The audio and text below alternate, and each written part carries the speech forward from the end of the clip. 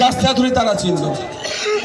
এবার আপনাদের বলবো কেন পাঠাবেন, অনেক প্রার্থী আছে, শুধু এতটুকুই বলবো রুজি রুটির লড়াই, শিক্ষার লড়াই, কর্মসংস্থানের লড়াই, সম্প্রীতির লড়াই, ঐক্যের লড়াইয়ে মাঠে ময়দানে যেমন লড়াই করছেন বিশ্বজিৎ দা, একইভাবে আইনসভার মধ্যে আপনার কণ্ঠটা পৌঁছে দেবেন এই বিশ্বজিৎ মন্ডল দাদা। তাই আপনাদের বলবো এই ফুল, সেই ফুলে হাত দেওয়ার প্রয়োজন নয়, কোনো সিম্বলে হাত দেওয়ার প্রয়োজন নয়।